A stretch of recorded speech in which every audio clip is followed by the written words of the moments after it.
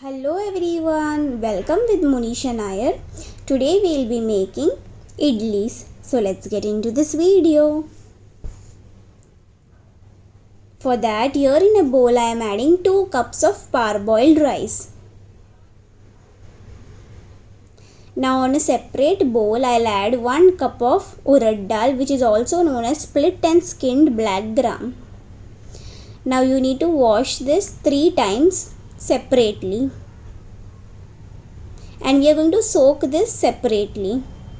So after washing, we are going to soak this with drinking water, and you need to soak this nicely for 7 hours. So if you will follow the proper instructions that I am giving here, you will get the best soft idlis.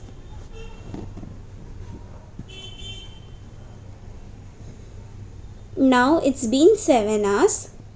Now we'll grind this mixture. So first I am going to grind the urad dal.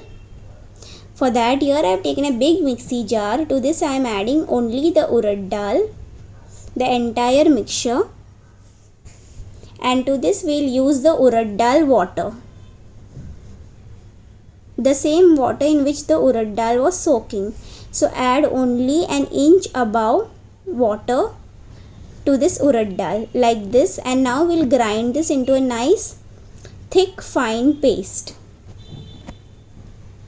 So once you have grinded this, we'll transfer this into a nice big vessel, because this will ferment and rise up. So you need to transfer this into a big vessel.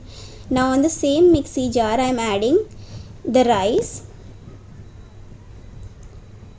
and to grind we will use the remaining urad dal water. Don't use the rice water, use the urad dal water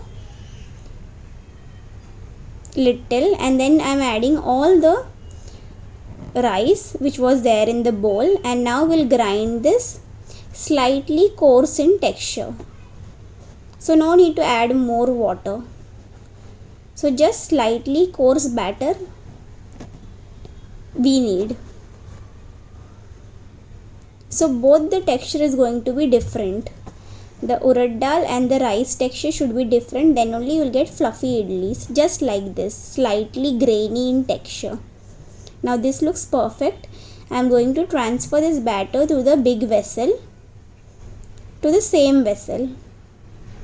So as you can see, that's why we grinded them separately. Now here in the same mixie jar, I have added little bit of drinking water. I have mixed it nicely and I have added it here, just little bit. Now you need to mix this using hands nicely. Why we are mixing this with hands? Because mixing with bare hands makes the batter ferment better, because there are a lot of microbes in our hands, so these help to rise up the batter. So always mix using hands. Now we'll cover this and keep this overnight. And this is a warning, do not open in between and check. As soon as you will open in between and check, the batter won't ferment. Now this is the next day, and our batter has been perfectly fermented, as you can see here. Now we'll mix this nicely, and now you can use the spoon. See how nicely our batter has been fermented. So follow each and every step that I have shown here. Now you need to mix this nicely, and to this I am adding some salt to taste. Now we'll mix this well, and now we'll start making idlis.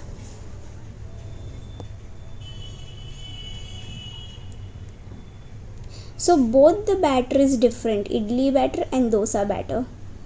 Now we'll start greasing the idli plate using coconut oil, edible coconut oil, nicely. Once I have greased, we'll start pouring the batter. So on each section I'll pour at least 2 tablespoons of batter. So before pouring the batter, you need to mix the batter nicely, and then we'll add 2 tablespoons each in each mold, just like this. So similarly we'll repeat the same with all other molds, just like this.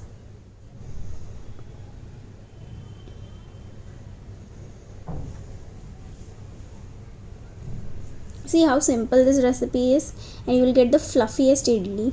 Now I have poured the water till this level, as you can see here. As soon as the water comes to a boil, we'll place the idli tray very carefully. Now we'll cover and cook this on medium flame for 14 minutes.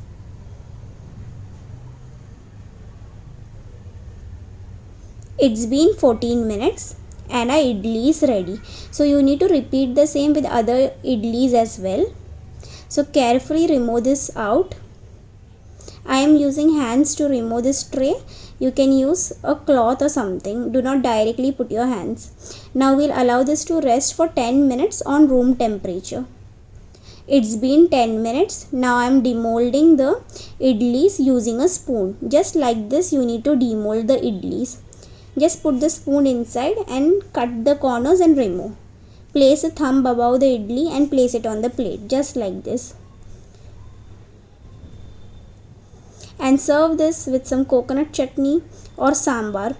I have made the video of coconut chutney and sambar. I'll drop down the link on the description box below, so you can check how to make coconut chutney or nice home style sambar for this idli.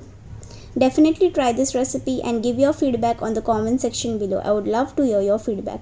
And if you are new to my channel, please do subscribe and share this video with all your friends and family. See, and our delicious fluffy spongy idli is ready.